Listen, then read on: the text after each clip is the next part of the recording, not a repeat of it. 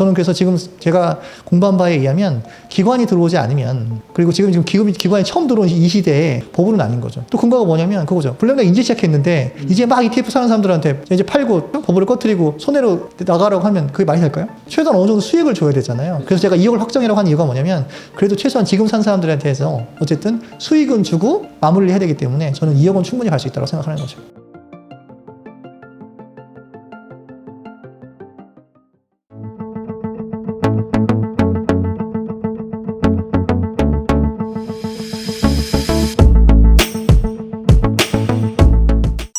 현재 비트코인 상황 어떻게 보시나요?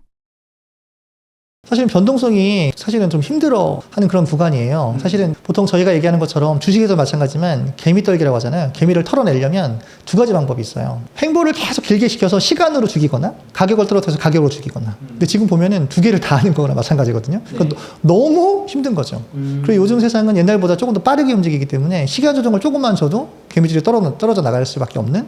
근데 이번에도 말씀드렸지만 저는 비트코인은 2억은 확정이라니까요. 3억은 선택이고. 그러면 3억까지 2억까지 가는 과정은 일직선은 없다고 말씀드렸었잖아요. 그러니까 항상 이렇게 굴곡이 있는데 지금 그 굴곡 중에서 우리가 생각하지 않는, 그러니까 일부에서도 말씀드렸었지만 우리가 생각하지 않는 것들이 많이 터지거든요. 그러면 지금 다 물렸거든요.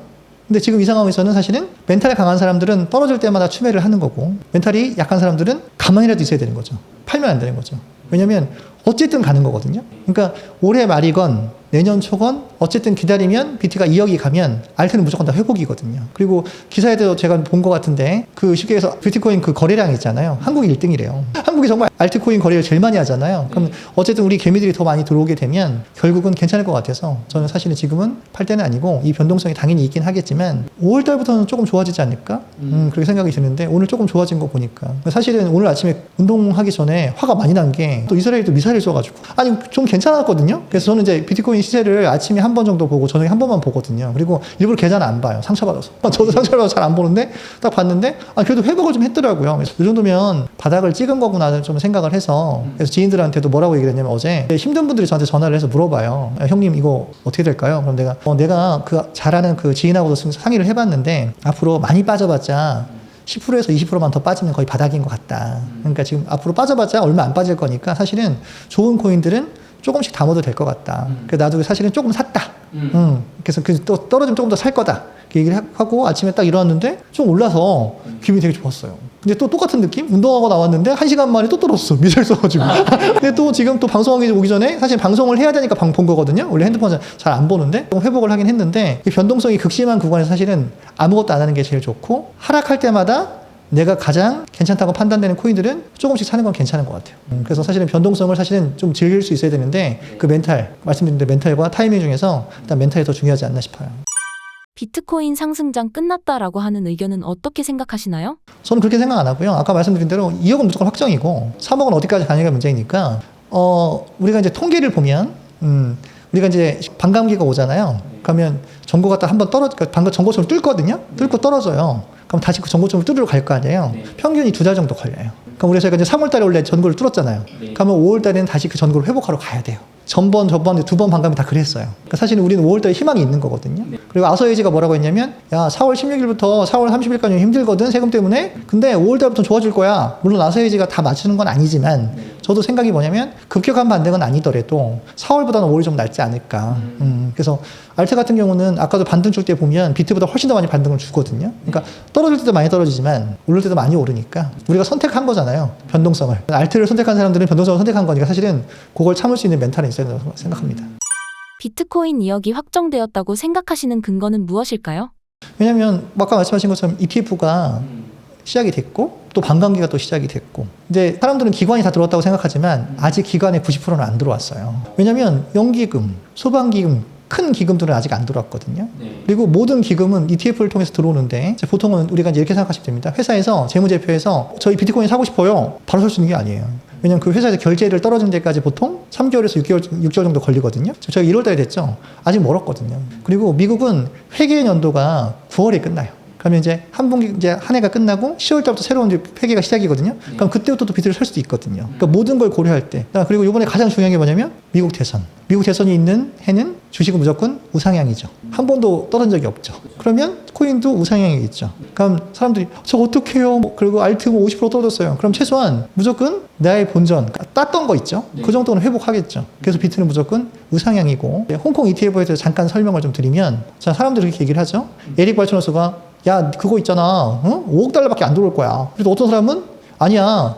100억 달러는 들어올 거야. 많은데 일단 생각을 해보면 가는 놈에다가 조금만 더 주면 가속도를 붙이면 더 잘 가는 것처럼 일단은 GBTC 물량도 어느 정도는 이제 나중에 되면 계속 줄어들 것이고 반감기니까 그죠? 채굴량은 줄어들 것이고 살려는 기관들은 많을 것이고 홍콩에 살 때는 들어오면 일단 5억 달러 얼마든 들어올 것이고 자 그리고 홍콩 ETF가 좋은 게 뭐냐면 미국 ETF는 시작하자마자 던지는 놈이 있었고 GBTC가 던지고 블랙록은 사고 홍콩 ETF는 시작하자마자 던지는 사람이 없죠. 사기 시작하죠. 그리고 이더리움은 사기 시작하는 거죠. 던지는 사람은 없죠. 기관에서 안 던지니까. 그럼 이더리움이 좋겠죠. 그럼 이더리움이 좋으면 알트가 좋겠죠. 근데 얘는 5월 달에 시작을 했죠. 그럼 미국 입장에서도 주도권을 안 뺏기려면 승인을 해줘야겠죠. 그러면 5월 달은 아니더라도 블랙락이 신청한 8월 달이니까 8월 달에 신청해줄 확률이 높지 않겠느냐라는 게 저의 개인적인 생각인 거죠. 미국 이더리움 ETF가 5월에 승인되는 것은 어렵다고 생각하시나요? 5월달은 좀 어려울 것 같아요. 근데 SEC에서 지금 별로 해줄 생각이 별로 없거든요. 네, 그리고 이제 이더는 또 스테이킹 문제가 있잖아요. 뭔가를 좀 거를 것 같아요. 블랙락은 일단 ETF를 신청하면 승률이 99%가 넘잖아요. 그리고 레리 핑크가 뭐라고 했냐면 증권이고 뭐고 상관없어. 난 내가 할 거야. 그래서 전 된다고 보는 거고 그 비트코인 ETF도 맨 마지막에 찬성표를 던진 애가 게리 겐실러죠. 3대 2인데. 그리고 정치적인가 강하다고 아까 말씀드렸지만 대통령 선거해가 올해니까 민주당의 정치적 자금을 제일 많이 낸 데가 블랙락이죠. 그럼 블랙락이 할 거라고 했죠. 그죠? 그럼 블랙락을 밀어줘야 되지 않을까요? 정치적인 이유에서도. 그러니까 뭐 그건 개인적인 생각이긴 하지만 그래야만 어쨌든 바이든한테 유리하지 않을까. 그래서 이런 이유들을 보면 8월 달은 되지 않을까. 그리고 이제 이번에 사실은 ETF 중에서도 지금 이더리움이 됐다는 게 굉장히 크거든요. 그리고 이더리움을 실제로 매집하는 고래들이 온체인 데이터에서 자꾸 많이 나타난대요. 그러니까 온체인 데이터를 보면 어쨌든 지금 이더리움을 모아가는 게 괜찮지 않겠느냐. 그래서 저도 지금 이더리움에 대해서 말씀드렸지만 트라우마가 되게 심하지만 이제는 돈이 생기면 이더리움을 사야겠구나. 그렇게 생각하고 있습니다. 비트코인이 과거 시총 규모를 봤을 때 버블이라고 하기에는 다른 금융 자산과 비교했을 때 규모가 너무 작았다. 오히려 비트코인의 기관들의 유입이 늘어나고 본격적으로 참여하기 시작한 지금이나 증권사와 은행에서 암호화폐 관련 서비스가 본격적으로 시작되고 난 이후 비트코인 버블이 발생할 가능성이 있다. 그러니까 우리가 이렇게 많이 올라왔다고 하는 거는 개인의 힘으로 사실은 그전에는 다 올렸던 거잖아요. 그러니까 2021년까지는. 기관이 들어온 건 요번이 처음이니까 기관 자금이라는 거대한 자금, 버블이라는 건 크게 이렇게 솟아오르는 거잖아요. 그러려면 솟아오르려면 기관이 와야 되거든요. 그리고 기관이 개인한테 던지고 나가는 건데 지금 개인도 안 들어가고 기관도 안 들어가고 구글 검색량을 봐도 옛날처럼 관심도 없고 그러니까 지금 사실은 절대 버블이 아닌 거죠. 그리고 예전에는 이제 금융을 공부하게 되면 자 이런 거죠. 예전에는 우리가 이제 산업자본주의라고 하잖아요. 예전에는 무조건 산업이 있어야 되고 수출을 통해서 그 돈을 벌어야 되지만 지금은 금융자본주의잖아요. 미국 같은 경우는 그죠? 뭔가 특별하게 많이 생산하지 않아도 모든 돈이 다 미국으로 가죠. 한국 주식 할래, 미국 주식 할래, 미국 주식 할래요. 그럼 그 돈이 다 어디로 갈까요? 미국으로 가겠죠. 미국은 그 금융시장으로 충분히 먹고 살 수 있거든요. 그죠? 금융경제에서는 지금 사실은 버블 경제라는 것도 있거든요. 왜냐하면 돈이 먼저 가고 산업을 일으켜도 되거든요.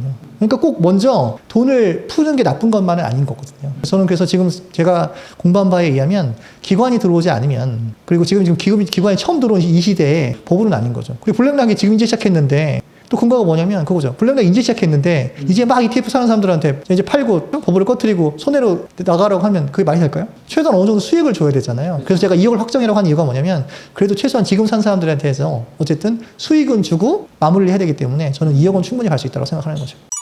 비트코인이 2억 이상 간다면 그 이유는 어떤 부분일까요? 그러니까 기관 자금이 얼만큼 들어오느냐, 그다음 홍콩 ETF 자금이 얼만큼 들어오느냐, 그게 되게 중요한 것 같아요. 그리고 개미가 얼만큼 타느냐, 그리고 이제 미국에서 얼만큼의 유동성을 공급하느냐, 그리고 금리 인하 시점이 언제냐. 사실은 금리 인하보다 저도 이제 문홍철 센터장님 말씀처럼 항상 그 DB 투자증권 있잖아요. 나 그분 되게 좋아하는데 그분이 항상 얘기하는 게 금리 인하보다 유동성이다. 만약에 금리 인하를 하지 않더라도 유동성만 주면 괜찮다. 지금 작년에 다 경제가 안 좋을 거라고 했고 올해도 안 좋을 거라고 했는데 주식도 오르고 비트코인도 오른 이유는 유동성이거든요.